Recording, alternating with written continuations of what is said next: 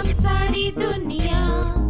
बीच हमें आज बोने दो, रोज उसे थोड़ा बढ़ने दो। छू लेंगे आकाश हम, मन के विचार हकीकत बने। सिद्धि फल से आनंद देंगे, कोशिश कर बढ़े, सोच बुलंद करे।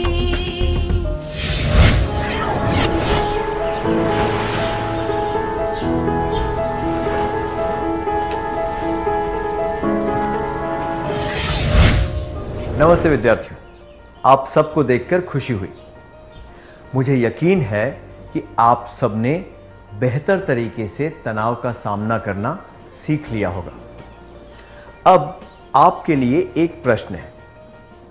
आप विश्व के सबसे बड़े खेल आयोजनों से परिचित होंगे।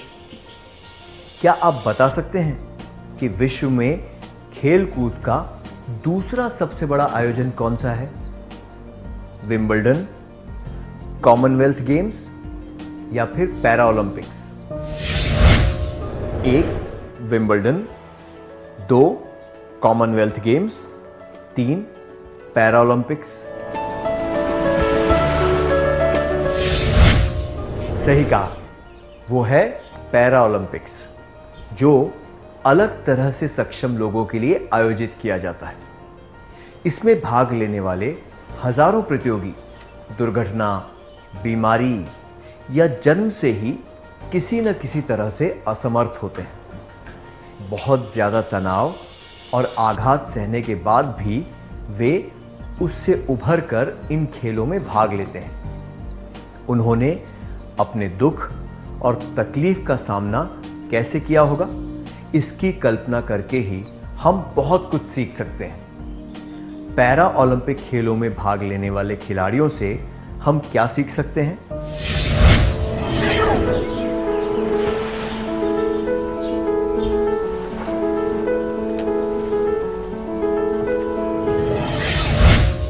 धन्यवाद। हमने देखा कि जब किसी परिस्थिति को रोका या बदला नहीं जा सकता, तो कभी-कभी केवल यही विकल्प बचता है कि हम खुद को उस परिस्थिति के अनुकूल बना लें।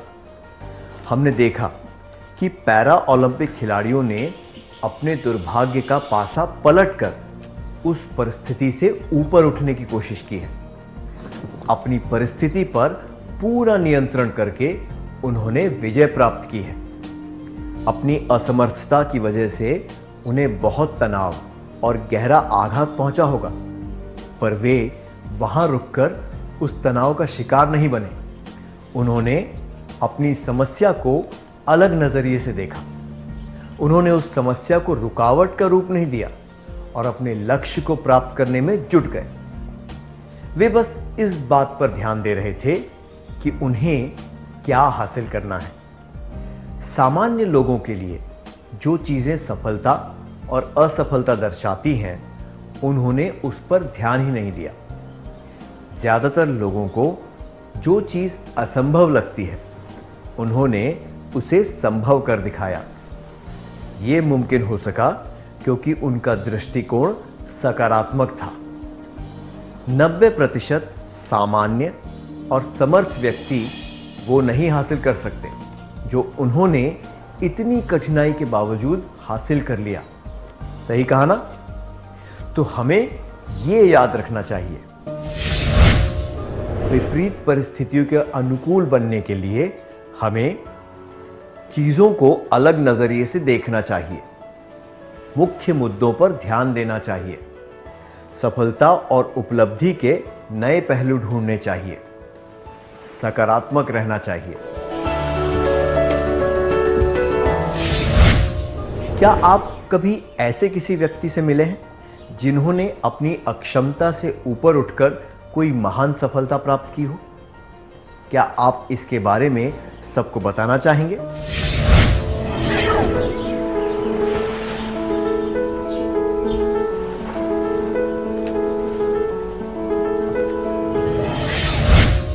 धन्यवाद। कुछ परिस्थितियां हमारे नियंत्रण के बाहर होती हैं। अब हम सीखेंगे कि ऐसी परिस्थितियों का सामना कैसे किया जा सकता है। आइए एक उदाहरण के द्वारा यह जानने की कोशिश करते हैं। 10वीं की परीक्षा के बाद सविता को अपनी पसंद के विषय नहीं मिले। उसे तनाव हो रहा था कि वो उन विषयों को कैसे पढ़ेगी जिन्हें वो नापसंद करती है। उसकी सहेली ने उसका व्यवहार देखा और उससे बात करने का निर्णय लिया। आपको क्या लगता है, उसने सविता से क्या कहा होगा? कि वो पढ़ाई छोड़ दे, जो पढ़ रही है उसमें उत्तीर्ण होकर दिखाए, या फिर अपनी पसंद के विषय मिलने का इंतजार करे? पढ़ाई करना छोड़ दे, जो पढ़ रही है उसमें उत्तीर्ण होकर दिखाए, अपनी पसंद के विषय मिलने का इंतजार करे।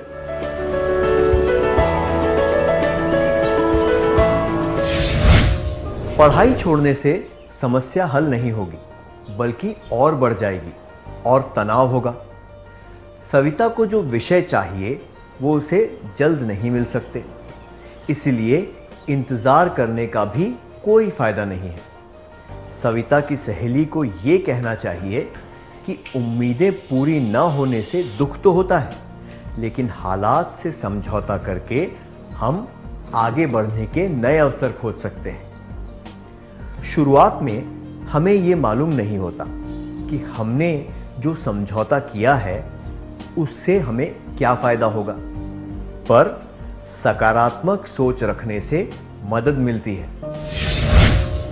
जिन तनावपूर्ण परिस्थितियों को हम रोक नहीं सकते, उनमें यह करने से मदद मिलती है। जरूरत पड़ने पर हालात से समझौता करना।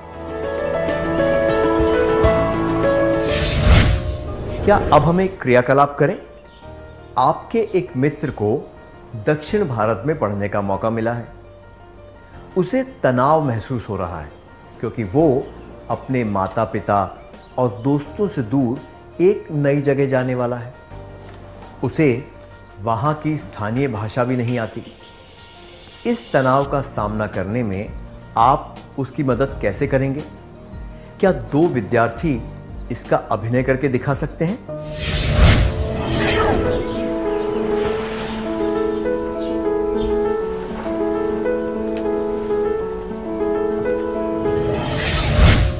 धन्यवाद।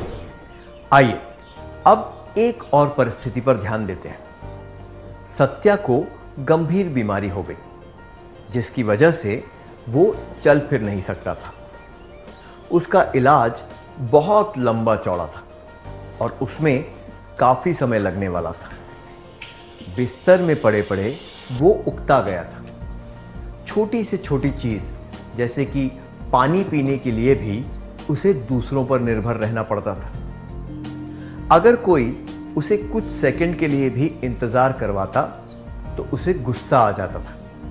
उसे लगता था कि लोग उस पर ध्यान नहीं दे रहे। क्या कोई एक विद्यार्थी इसका अभिनय करके दिखा सकता है?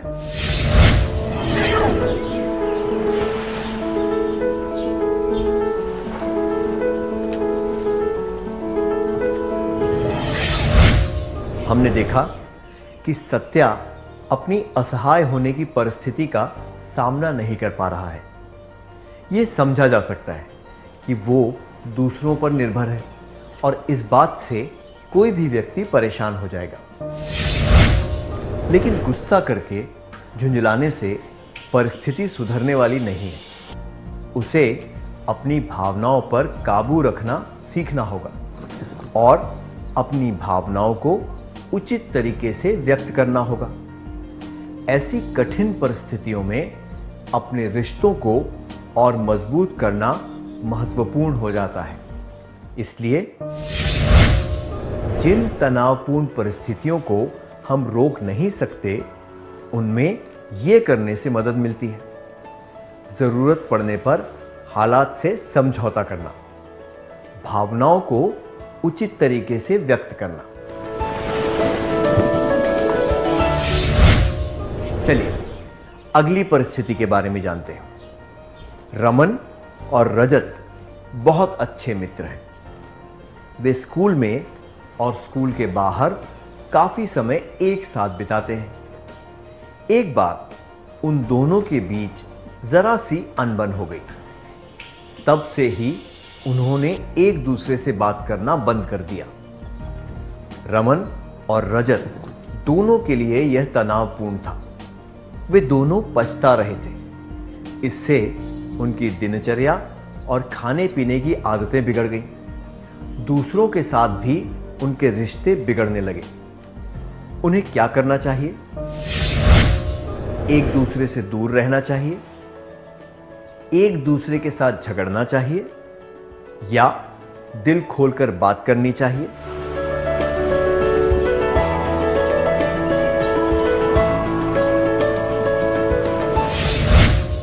एक दूसरे से दूर रहना चाहिए, एक दूसरे के साथ झगड़ना चाहिए, दिल खोलकर बात करनी चाहिए। अच्छे से अच्छे दोस्तों में भी अनबन तो होती ही है। कोई बहस या असहमति की वजह से तनावपूर्ण परिस्थिति पैदा हो सकती है। ऐसे समय में एक दूसरे से दूर रहने से दरार कम नहीं हो सकती। झगड़ने से तो मामला और भी बिगड़ जाएगा। खुलकर ईमानदारी से बात करने से परिस्थिति को संभाला जा सकता है और ज्यादा बिगड़ने से रोका जा सकता है। जिन तनावपूर्ण परिस्थितियों को हम रोक नहीं सकते, उनमें यह करने से मदद मिलती है। जरूरत पड़ने पर हालात से समझौता करना, भावनाओं को उचित तरीके से व्यक्त करना, दूसरों के साथ ईमानदारी से और दृढ़ता से बात करना, जरूरत पड़े तो माफी मांगना। किसी दोस्त के साथ असहमति होने की वजह से क्या आपको तनाव हुआ है? इस परिस्थिति को आप दोनों ने कैसे संभाला? क्या आप इसके बारे में एक करीबी मित्र को बताना चाहेंगे?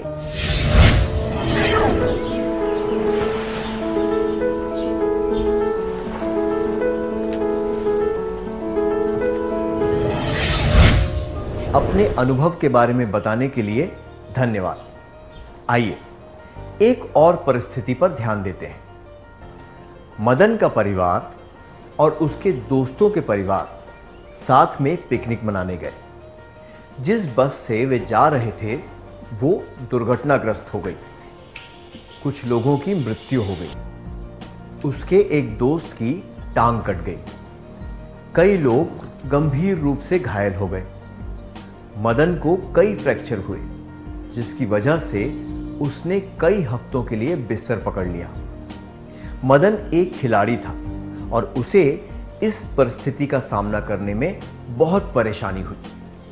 उसे लगा कि अब वो कभी खेलकूद में हिस्सा नहीं ले पाएगा। उसमें तनाव के लक्षण दिखने लगे। उसे क्या करना चाहिए? कृपया जोड़े बनाकर इस बारे में चर्चा करें और अपने विचार बताएं।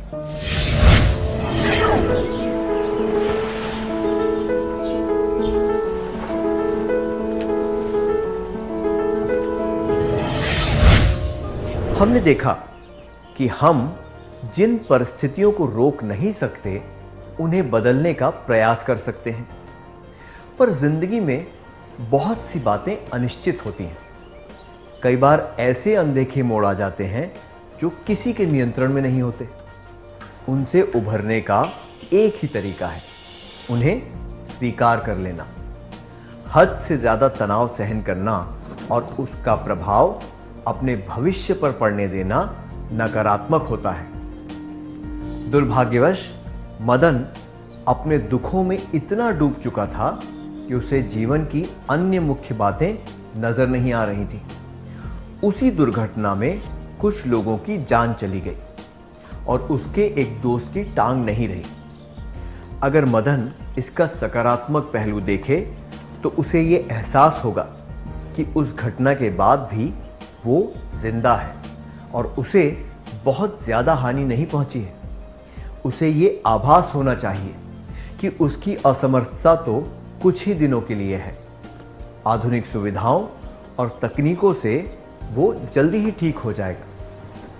उसकी भावनाएं अत्यंत व्यक्तिगत हैं और उसके दर्द से सबको सहानुभूति होनी चाहिए, पर उसे अपनी पीड़ा करीबी दोस्तों के साथ बांटनी चाहिए।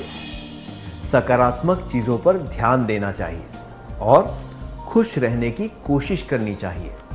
इससे उसे मानसिक रूप से सहायता मिलेगी। उसे अपने आगे के जीवन के बारे में सोचना चाहिए।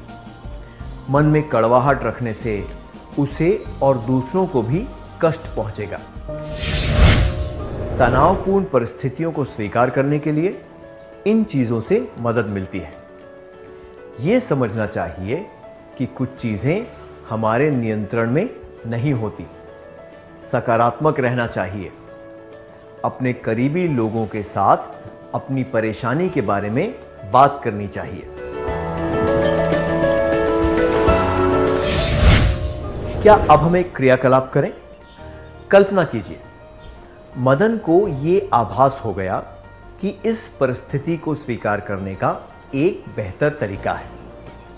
वो तय कर लेता है कि वो सकारात्मक सोच रखेगा। क्या आप में से एक विद्यार्थी आगे आकर इसका अभिनय करके दिखा सकते हैं?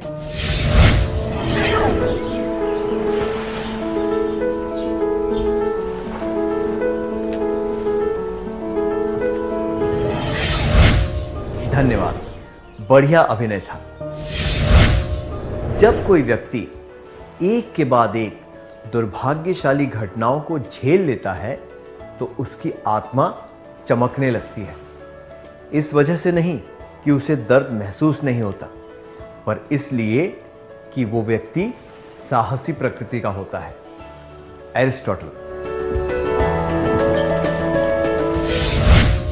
एरिस्टोटल ने सही कहा है, कोई साहसी प्रकृति वाला व्यक्ति ही स्थिरता से तनावपूर्ण विपरीत परिस्थितियों को झेल सकता है। ऐसा नहीं है कि उसे तनाव महसूस नहीं होता, पर वो जानता है कि उस तनाव को कैसे झेलना है और उससे कैसे उभरना है। क्या अब हम आज सीखी हुई बातों का सार संक्षेप कर लें?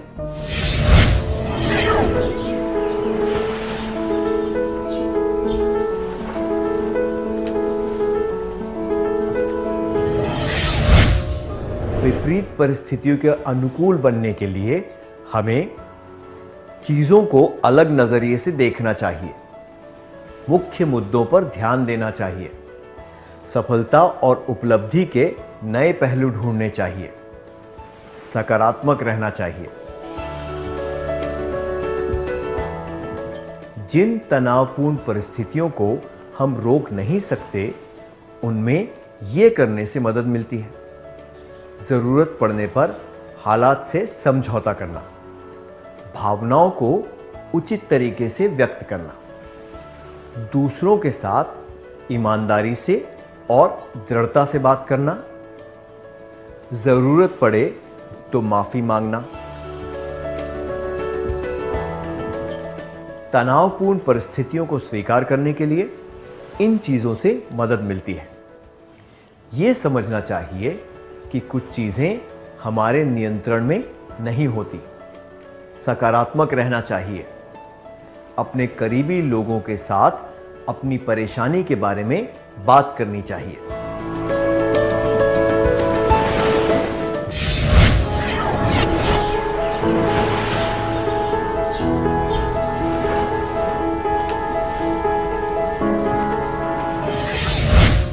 नमस्ते विद्यार्थियों, आप सबको देखकर बहुत खुशी हुई। पिछले सत्र में हमने सीखा था कि विपरीत परिस्थितियों के अनुकूल बनने के लिए हमें चीजों को अलग नजरिए से देखना चाहिए। मुख्य मुद्दों पर ध्यान देना चाहिए। सफलता और उपलब्धि के नए पहलू ढूंढने चाहिए। सकारात्मक रहना चाहिए। जिन तनावपूर्ण परिस्थितियों को हम रोक नहीं सकते, उनमें यह करने से मदद मिलती है। जरूरत पड़ने पर हालात से समझौता करना, भावनाओं को उचित तरीके से व्यक्त करना, दूसरों के साथ ईमानदारी से और दृढ़ता से बात करना, जरूरत पड़े तो माफी मांगना। तनावपूर्ण परिस्थितियों को स्वीकार करने के लिए इन चीजों से मदद मिलती है। यह समझना चाहिए कि कुछ चीजें हमारे नियंत्रण में नहीं होती। सकारात्मक रहना चाहिए। अपने करीबी लोगों के साथ अपनी परेशानी के बारे में बात करनी चाहिए। क्या अब हम चर्चा करें कि तनाव से कैसे बचा जा सकता है? आप अपने दोस्त के साथ लघु नाटक की एक प्रतियोगिता में भाग ले रहे हैं और उसका अभ्यास कर रहे हैं। आपका ध्यान इस बात पर होना चाहिए कि आप पूरी तैयारी करें और अच्छी तरह अभ्यास करें। यह नहीं सोचना है कि आप प्रतियोगिता जीतेंगे या नहीं। क्या आप एक वार्तालाप के द्वारा यह बात समझा सकते हैं? कृपया 2 विद्यार्थी स्वेच्छा से आगे आ जाएं।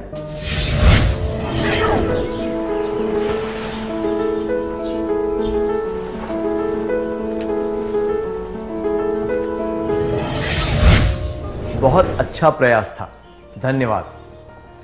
आपने अपने दोस्त के साथ बहुत अच्छी तरह अभ्यास किया है और प्रतियोगिता शुरू होने वाली है। आप क्या करेंगे? अपना काम अच्छी तरह करने पर ध्यान देंगे। यह सोचेंगे कि आपको ज्यादा अभ्यास करना चाहिए था। यह योजना बनाएंगे कि आप प्रतियोगिता जीतने के बाद क्या करेंगे। अपना काम अच्छी तरह करने पर ध्यान देंगे। सोचेंगे कि आपको ज्यादा अभ्यास करना चाहिए था। योजना बनाएंगे कि आप प्रतियोगिता जीतने के बाद क्या करेंगे।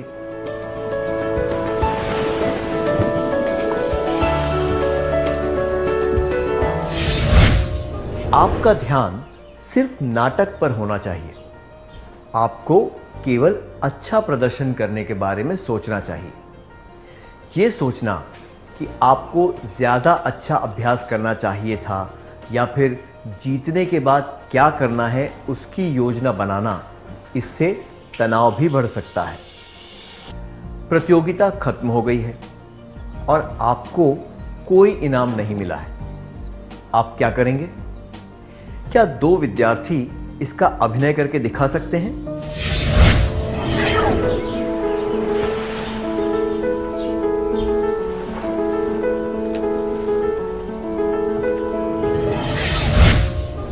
धन्यवाद, आपने अच्छा प्रयास किया। सकारात्मक और नकारात्मक परिणामों को समान भावनाओं के साथ अपनाने से तनाव से बचा जा सकता है। मैं दोहराता हूं, सकारात्मक और नकारात्मक परिणामों को समान भावनाओं के साथ अपनाने से तनाव से बचा जा सकता है। किसी घटना के नकारात्मक परिणाम के बारे में सोचकर घबराने से कोई फायदा नहीं होता। जब निराशा की भावना कम हो जाती है, तब परिस्थिति का विश्लेषण करके उस अनुभव से सीख लेनी चाहिए और भविष्य में उन गलतियों को नहीं दोहराना चाहिए। संक्षिप्त में कहें तो हमें बीते हुए कल के बारे में सोचकर दुखी नहीं होना चाहिए। वर्तमान को अपनाना चाहिए और भविष्य के बारे में जरूरत से ज्यादा चिंता नहीं करनी चाहिए। इस तरह हम तनाव को दूर रख सकते हैं। तनाव से बचने के लिए हमें बीते हुए कल के बारे में दुखी नहीं होना चाहिए। वर्तमान को स्वीकार करना चाहिए। भविष्य के बारे में जरूरत से ज्यादा चिंता नहीं करनी चाहिए। मैं दोहराता हूं, तनाव से बचने के लिए हमें बीते हुए कल के बारे में दुखी नहीं होना चाहिए। वर्तमान को स्वीकार करना चाहिए।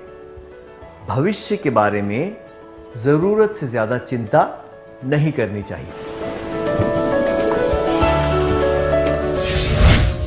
क्या आप कभी ऐसे व्यक्ति से मिले हैं जिसने बहुत अच्छी तरह से तनाव को दूर रखना सीखा है?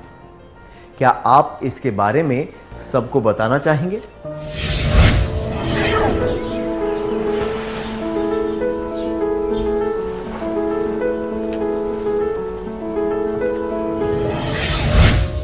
धन्यवाद।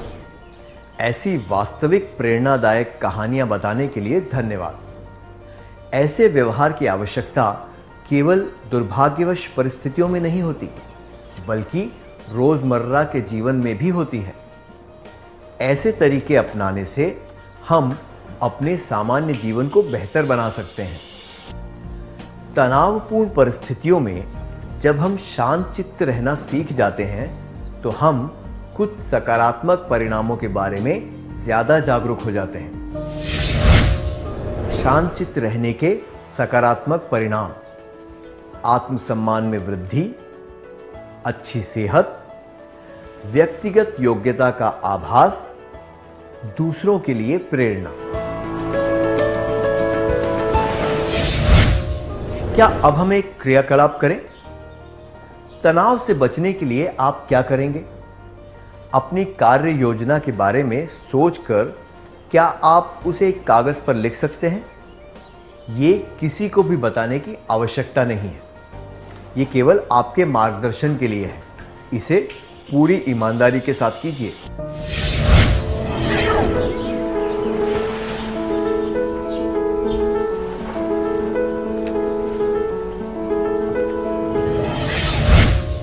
क्या आपने अपनी योजना बना ली? चलिए अब आज सीखी हुई बातों का सार संक्षेप कर लेते हैं।